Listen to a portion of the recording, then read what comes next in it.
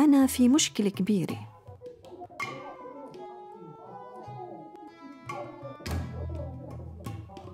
بدت عائلتي تشك فيي بعدما تناقشنا البارحة مع والدتي وإخوتي في مواضيع روحية.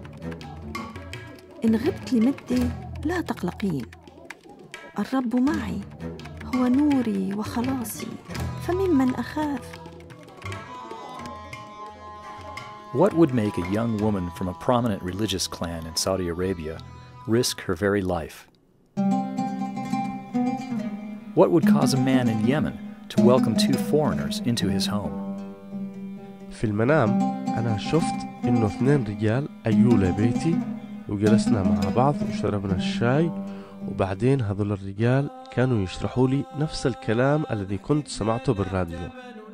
علشان كذا لما كنت بالسوق وشفت هذول الرجال عزمتهم لعندي للبيت عشان نرتاح. أنا فكرت إنه ممكن يكونوا هم نفس الرجال الذي شفتهم بالمنام، أجت لي الشجاعة إني أعزمهم.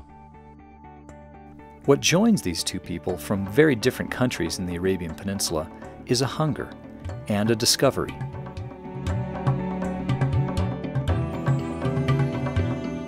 Fatima and Nabil represent just two people who have entered the kingdom of God and whose lives are being changed forever because of the power of prayer. In the 7 countries that make up the Arabian Peninsula, Islam is the focal point of all culture, politics, and relationships. The region is home to Mecca, its holiest site. All Muslims face toward the city 5 times a day in prayer. Oil wealth has created radical changes in traditional culture for most, and has left others behind. But everywhere, Islam remains. وبصراحة حنا نحب ديرتنا وما حنا خاينين.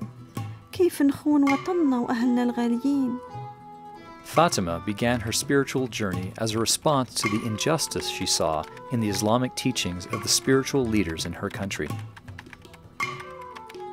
وين الإنسانية والمحبة؟ وأنتم وين؟ Nabil, far from the opulence of the big cities of Saudi Arabia, felt his own hunger for peace. عبء ثقيل يزعج ضمير الإنسان ويسلبه فرحه ويسلبه سلامه، لكن الطريق الوحيد علشان ننول الغفران من الخطايا هو الإيمان بعمل الرب يسوع المسيح الكامل على الصليب. Yemen is much poorer than the other oil-rich countries of the peninsula, and is a hotbed of religious passion. It has recently become one of the main recruiting grounds for holy warriors.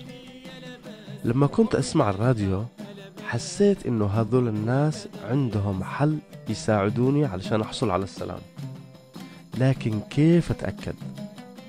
Even in his remote village, Nabil's prayers were answered because God brought 2 Christians right to his doorstep. But how could that happen? How can the good news of Jesus come to a land where foreigners and foreign ways are viewed with suspicion? How can it come to Emirates where materialism and wealth rule? How can it come where following Jesus is punishable by death? We believe that prayer has the power to reach across mountains to reach a man in Yemen who has never heard of Jesus. We believe that prayer can open doors that are shut by government decree.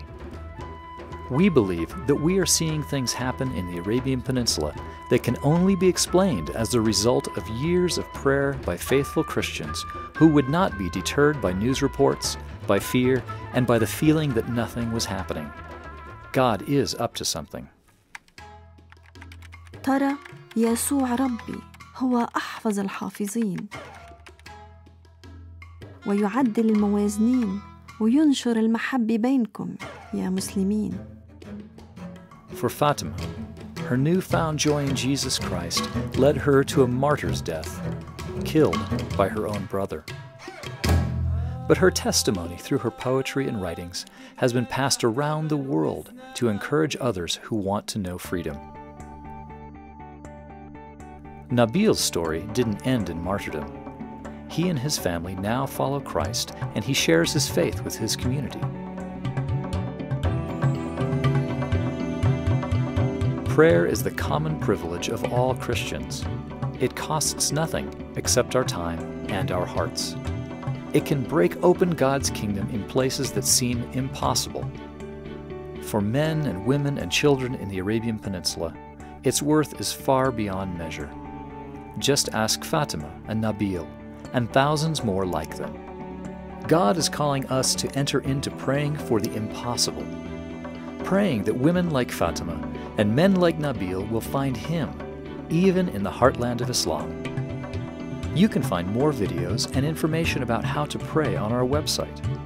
Please join with others who are praying for the light of Christ to shine on the Arabian Peninsula.